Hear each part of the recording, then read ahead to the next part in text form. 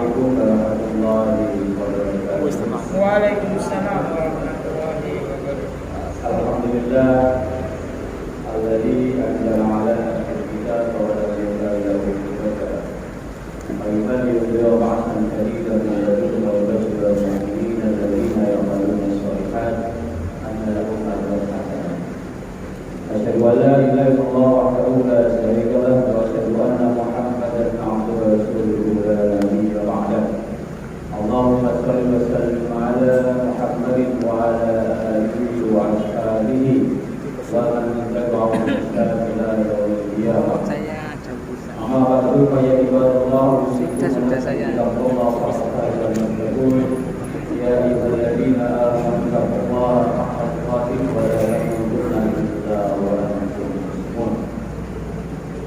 Jamaah yang dirahmati Allah Subhanahu wa taala, alhamdulillah di malam Jumat pekan yang pertama ini di bulan Agustus kita Allah masih diberikan kesehatan, diberikan kehidupan dan diberikan kekuatan untuk menjaga iman dan Allah. Termasuk itu dari kita atas iman itu malam ini kita melakukan diri kita untuk belajar bersama-sama untuk memperkaya sedikit tambahan wawasan keilmuan kita terkait dengan ilmu Islam. Bapak Ibu sekalian, sengaja untuk malam ini saya mencoba untuk tidak kajian begitu. Dan asumsi saya nanti tidak sampai bertahun-tahun. Jadi biar sama yang bosan, maka dalam satu elemen nanti kita bahas lagi, bila kesempatan kita bahas keseluruhannya. Jadi kita sudah banyak mengaji tentang hadis-hadis, maka malam ini kita akan coba untuk mengawali pengantar Quran-nya dulu. Dan nanti kita lengkap, kajian hadisnya dapat, kajian Quran-nya juga dapat. Rasulullah Muhammad SAW dalam sebuah hadisnya menyampaikan, bacalah Al-Quran karena sesungguhnya dia akan datang pada kiamat sebagai syafaat bagi para pembacanya. Iqra'ul Quran fa innahu ya'ti yaumal qiyamah syafi'an li ashabi. Jadi pentingnya kita belajar Al-Quran yang diawali dengan kemampuan membaca kita, nanti kita akan mendapatkan sebuah keistimewaan. Pada saat hari kiamat kita akan didatangkan Al-Quran itu sebagai syafaat kita pada saat itu. Ya'ti yaumal qiyamah syafi'an li ashabi. Kita juga ketika ingin belajar Al-Quran itu diberikan semangat bahwa membaca Al-Quran itu dalam satu huruf itu ada satu kebaikan, dan satu kebaikan itu akan dilipat gandakan menjadi 10 kebaikan. Jadi man qara'a harfan min kitabillah, barang siapa yang membaca satu huruf dari kitab Allah itu Al-Quran, falahu bihi hasanah, maka baginya satu kebaikan, satu huruf. Wal hasanatu bi asri amsalihah, dan satu kebaikan itu akan dilipat gandakan menjadi 10 kebaikan. Jadi la aqulu alif lam, kata Nabi, saya bisa membaca alif lam itu harfun, satu huruf ya. Walakin alif harfun, lam harfun, wa mim harfun. Jadi ketika kita baca alif lam itu baca satu huruf. Alif satu huruf, lam satu huruf, mim satu huruf. Jadi kita tidak bisa membayangkan tadi imam kita membaca Al-Quran surat Al-Fatihah itu berapa huruf. Kemudian dilanjut dengan surat-surat tulisan tadi berapa huruf. Itu satu huruf dikalikan 10 kebaikan. Wal hasanatu asyrun amsalihah. Jadi semangat kita untuk mengajar Al-Quran itu sama semangatnya ketika kita dalam kajian yang lalu membahas tentang hadis-hadis, terutama hadis terkait dengan masalah ibadah yang sudah kita awali dengan masalah sholat.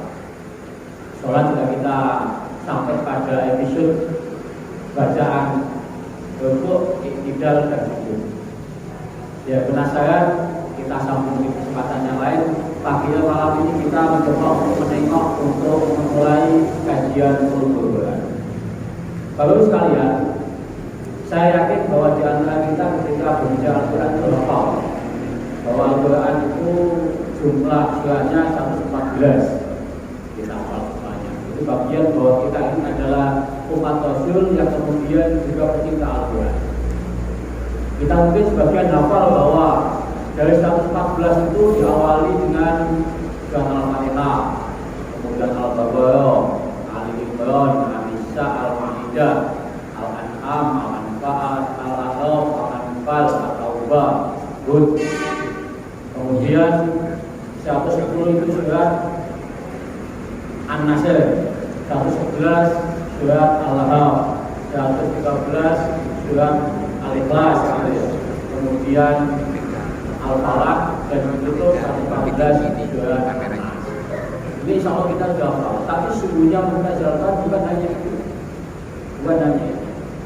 Ada beberapa cabang ilmu Al-Quran yang malam ini akan kita coba untuk kasih pengantarnya dulu. Kemudian nanti di episode kajian-kajian selanjutnya, kalau kita akan coba, kita akan mengkaji bagian dari cabang-cabang ilmu Al-Quran.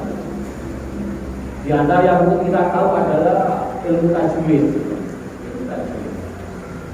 Ini pelajaran kita ketika masih SD dulu, itu sudah diajarkan ilmu tajwid tentang bacaan panjang pendeknya, mat.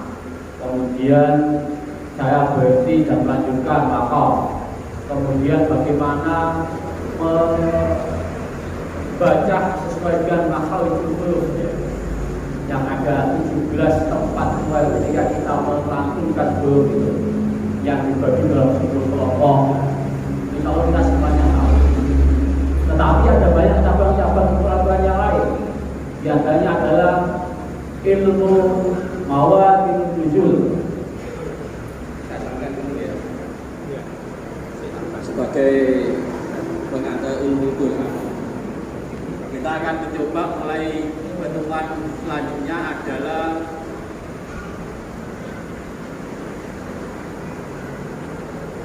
yang akan nanti kita bahas adalah di samping ilmu tajwid,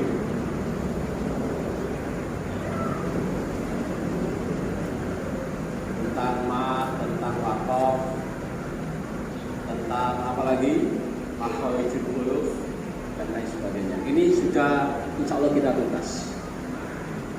Yang kedua, ilmu Al-Quran yang membahas tentang tempat-tempat dan musim ayat atau surat itu diturunkan oleh Allah.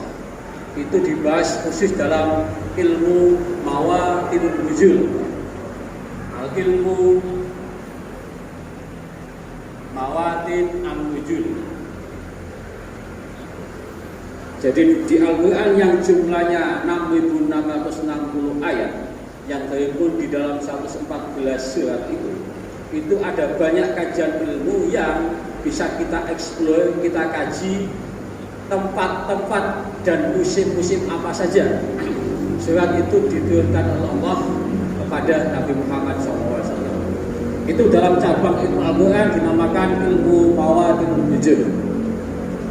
Yang ketiga, itu ada ketika ayat Al-Quran itu diturunkan sesuai dengan berdasarkan tanggal atau mungkin tahun. Dari 6.666 ayat dari 114 surat itu ada kajian khusus yang meneliti, mengkaji dalam cabang ilmu Quran itu tentang kapan ayat itu diturunkan, tanggalnya, tahunnya. Itu dikaji khusus dalam ilmu tawarithun nuzul.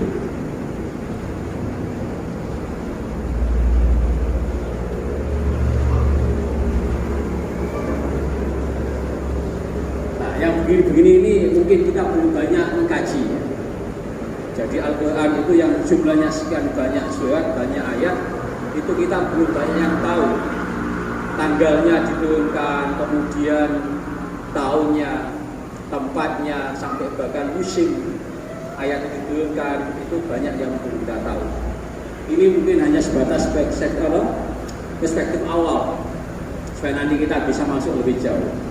Yang ketiga, yang mungkin kita sudah sangat hafal itu adalah ilmu yang menjelaskan tentang sebab-sebab diturunkannya Al-Quran. Namanya ilmu apa, Pak? Asbabun nuzul. Asbabun an-nuzul.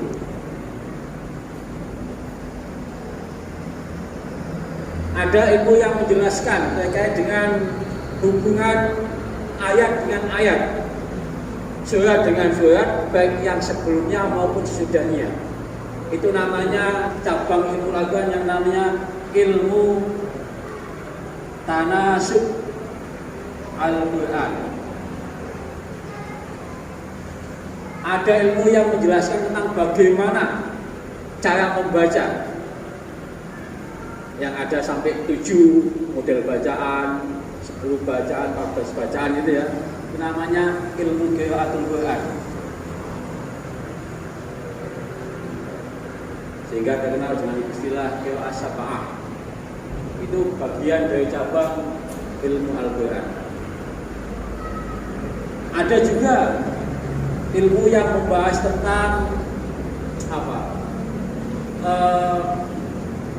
Dalam Al-Quran itu banyak ayat atau kalimat yang merupakan sumpah Allah. Itu namanya ilmu aqsam Al-Quran. Ilmu aqsam.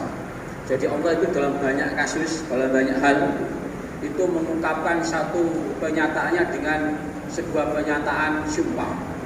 Itu kajian khusus dalam ilmu Al-Quran, namanya al-ilmu al-aqsam al-ayat Al-Quran. Ada lagi banyak sampai 20 sampai 25, kita coba yang gampang diingat. Ilmu ijaz. Ilmu ijaz itu ilmu yang menjelaskan tentang bagaimana Al-Quran itu memiliki kekuatan yang bisa melemahkan musuh-musuhnya dalam satu perdebatan dialektika zaman waktu itu, sehingga disebut dengan mukjizat. Al-Quran itu adalah mukjizat sepanjang zaman. Kajian khusus tentang kekuatan dan keistimewaan Al-Quran dalam hal ini itu dalam cabang ilmu Al-Quran dinamakan ilmu ijaz Al-Quran. Ada ilmu yang khusus menjelaskan tentang apa? Ayat-ayat yang memberikan perumpamaan, contoh-contoh perumpamaan. Itu namanya ilmu amsal.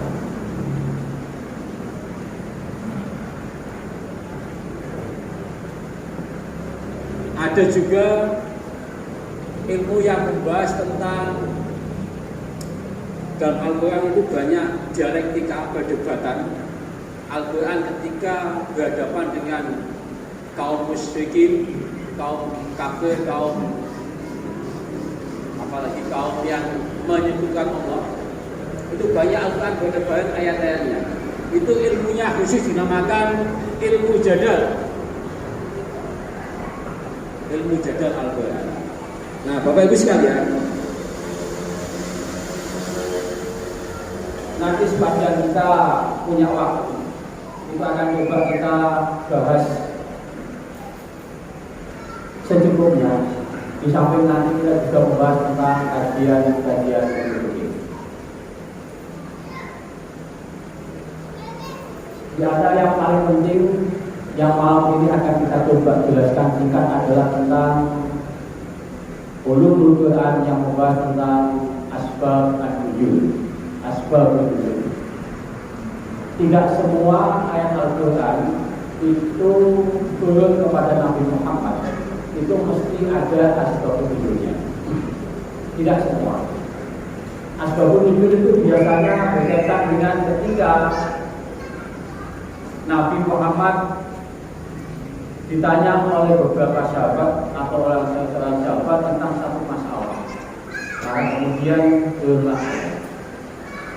Di antara ayat yang mungkin insya Allah kita semuanya tahu itu adalah tentang nisa'ukum harsul lakum fa'tu harsakum an-nasitun. Jadi biasanya kalau kita dalam mengikuti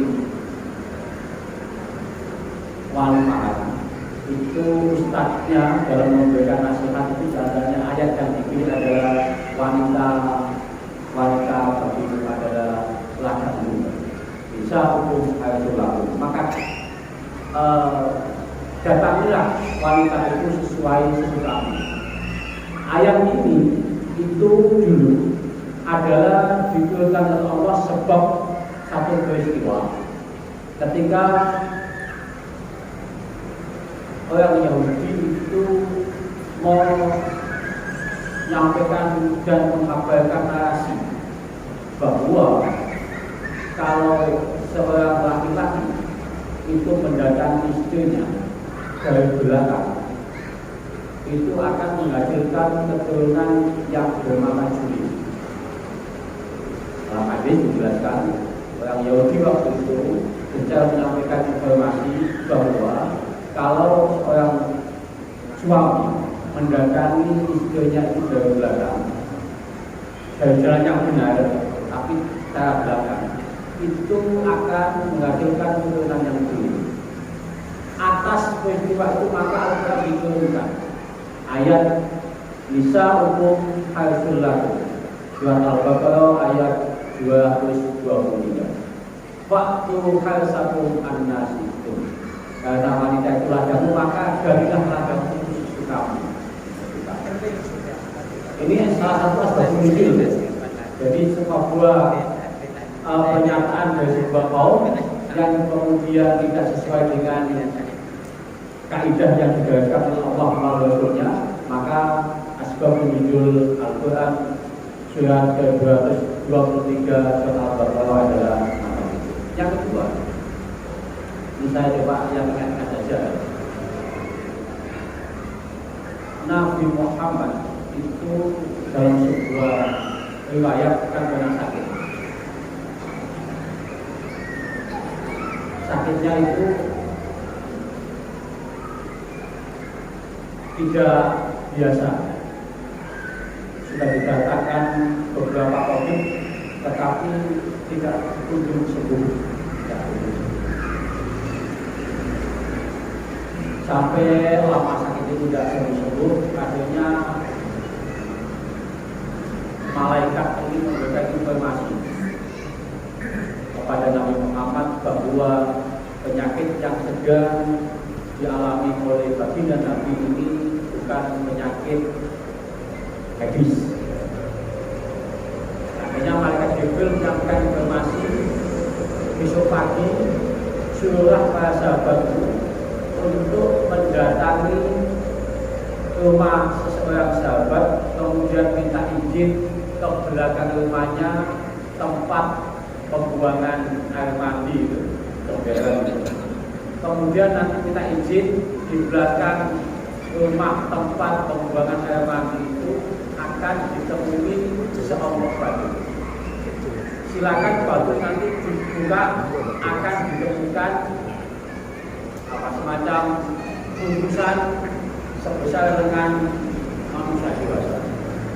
Sahabatku suruh ambil dan kemudian bawa ke kamu. Itu langsung ada gitu. Akhirnya besok paginya Nabi Muhammad memanggil para sahabat yang diantaranya adalah Umar bin Khattab untuk mendatangi salah satu sahabat yang sudah diingatkan oleh malaikat Jibril, kemudian bertamu di rumahnya dan kemudian kita izin untuk ke belakang rumahnya. Ternyata betul di belakang rumahnya ditemukan batu. Di bawah batu itu ditemukan bungkusan kayak lopet gitu ya, tapi segede tangan manusia. Akhirnya diambil dan dibawa, diletakkan di depan Rasulullah. Waktu itu Rasulullah kemudian memerintahkan para sahabat yang duduk di depannya untuk melepas ikatan-ikatan yang ada di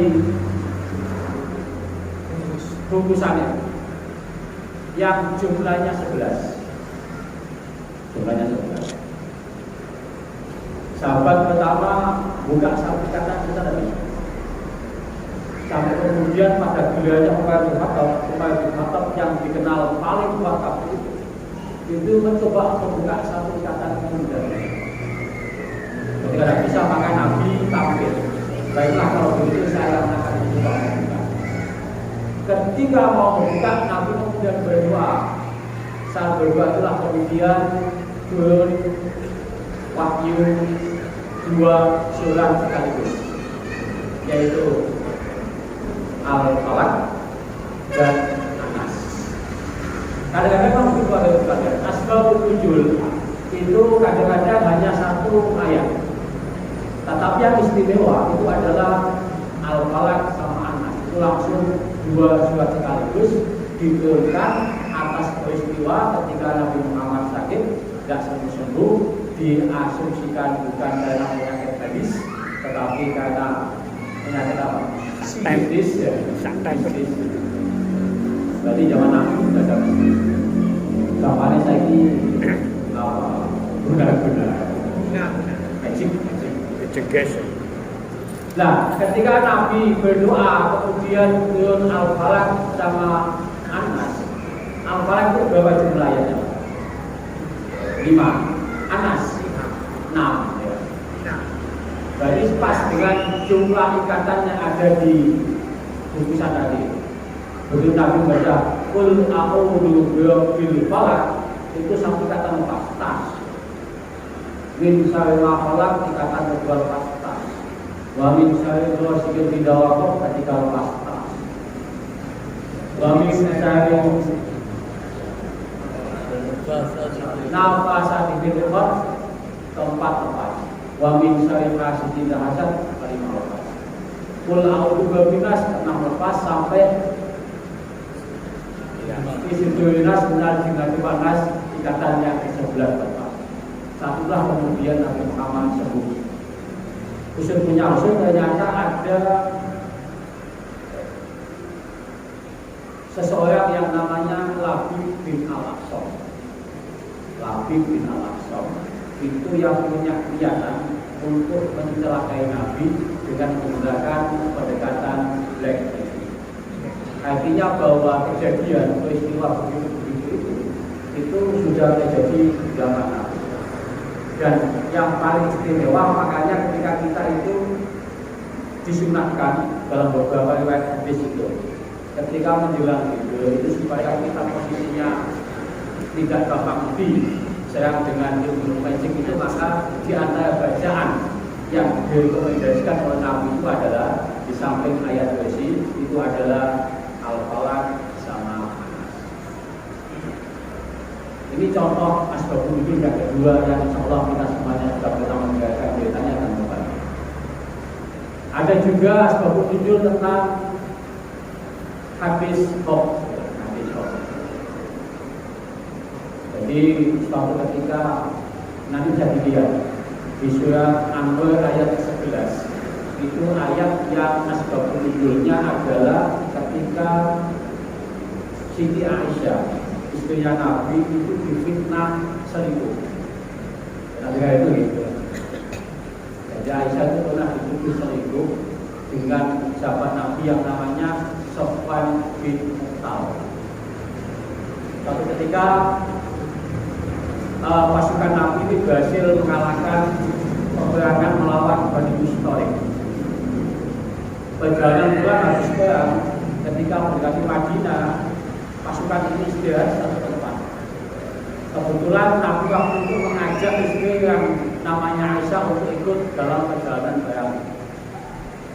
Dalam satu rombongan, Aisyah karena dalam panggilan para tentaranya Nabi itu saat istirahat di Madinah, Aisyah itu izin tanpa sepengetahuan pasukan yang menggotong mandiri. Satu tempat, informasi dari beberapa riwayat itu sedang membuang hajat. Ketika balik dari kepentingan buang hajat, ternyata pasukan itu sudah berangkat. Pas sudah berangkat, Aisyah bingung karena sudah hanya seorang diri. Nantinya di tengah malam beliau istirahat di bawah pohon. Sambil menunggu mungkin ada pasukan yang tersisa di belakang menyusul. Dan betul, tak lama kemudian datanglah sahabat yang namanya Sofwan bin Mu'tal. Beliau sangat kaget luar biasa karena istrinya Nabi kok sendirian satu tempat. Akhirnya dengan penuh kesopan santunan Aisyah disuruh naik kudanya, kemudian diantara pulang. Di tengah jalan ada yang namanya tentaranya munafik waktu itu, yaitu Abdullah bin Ubay bin Salul. Itu kemudian membuat, kalau saya kira apa namanya? Aksi fiktif ya. Jadi membuat beritahu, memviralkan Aisyah selingkuh berdua dengan Sofwan bin Mu'attal secara masif. Semua media dikuasai gara itu ya. Akhirnya sampai di telinganya Nabi, dan Nabi juga termakan provokasi. Sampai Nabi itu bahasa sekarang itu tidak nopo Aisyah dijauhi, itu sampai berbulan-bulan sampai Aisyah jadi sakit. Nah, di tengah-tengah situasi itu kemudian turun ayat ke-11 surat An-Nur. Innal ladina ja'a bil ifki usbatan minkum, yang terkenal dengan hadis ifki, kabar berita hoax. Jadi sesungguhnya berita hoax itu sudah punya dikawal oleh wahyu sampai ketika An-Nur ayat 11 itu turun, innal ladina ja'a bil ifki usbatan minkum, maka kemudian Nabi hatinya menjadi tenang. Dan dengan Aisyah kemudian harmonis lagi, dan kemudian bersenang-senang.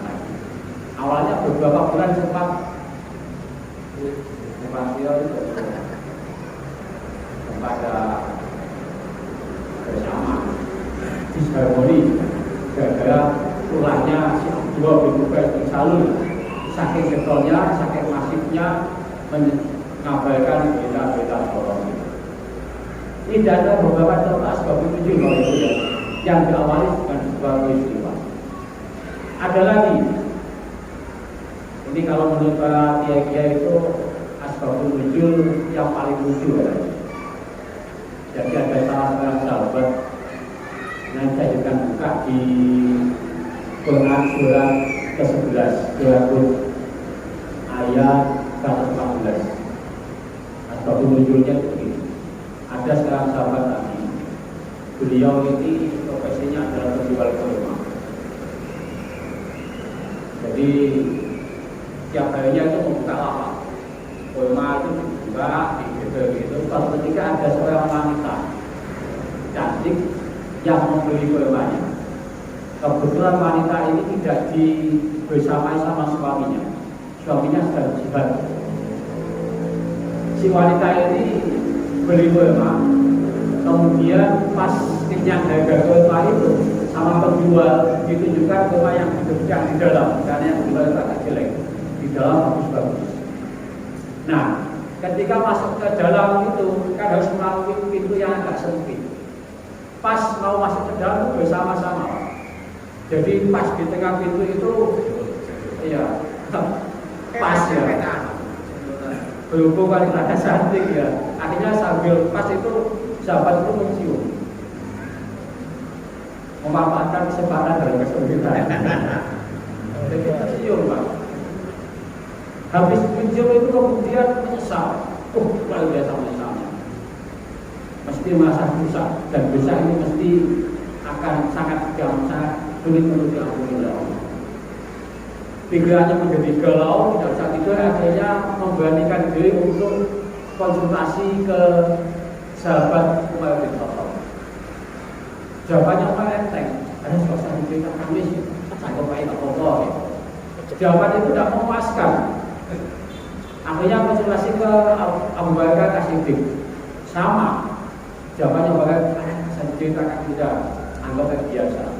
Jawaban tidak memuaskan dan masih mengganggu pikirannya. Akhirnya memberanikan diri datang ke Baginda Rasulullah. Datang, saat mendengarkan cerita itu Nabi langsung ekspresi mukanya merah padam. Saat itulah kemudian turun surat ke-11 Rabut ayat ke-114. Wa aqimis sholata Itu kalian nahar wajib yang lain, dan dirikanlah sholat di dua ujung siang dan di permulaan malam. Jadi ayat ini itu ingin menjelaskan bahwa dosa yang kita lakukan, termasuk mencium wanita yang bukan muslim tadi itu bisa ditebus dengan melakukan sholat lima waktu.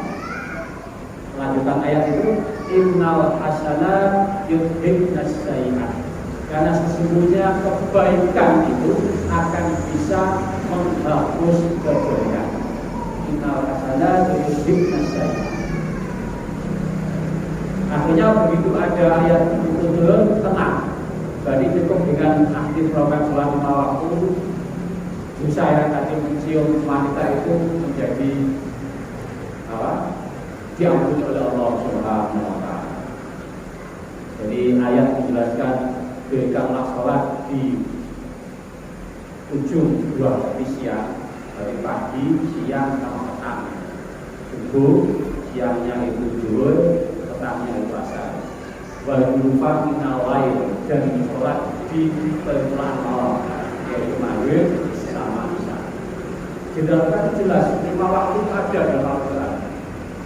Apalagi akimi sholat, alaihi samsilah, sakilaih, akimi sholat, alaihi samsilah, sakilaih, al-Fas. Itu juga menjelaskan sholat lima waktu. Jadi kalau ada oknum-oknum yang mengatakan bahwa Al-Quran itu tidak ada perintah sholat lima waktu itu karena belum baca itu. Hud ayat 114 sama surat Al-Isra, bahkan surat ke 17, 18 itu Al-Kahfi, 19 Maryam, 20 Toha. Ayat surat ke 17 melanjutkan bab sholat. Jadi nanti kita kalau bisa istiqomah kajian kita sampai tahun 2 tahun, maka karena saya sudah terbiasa kitab dengan kiai ya. Kalau kita kan enak baca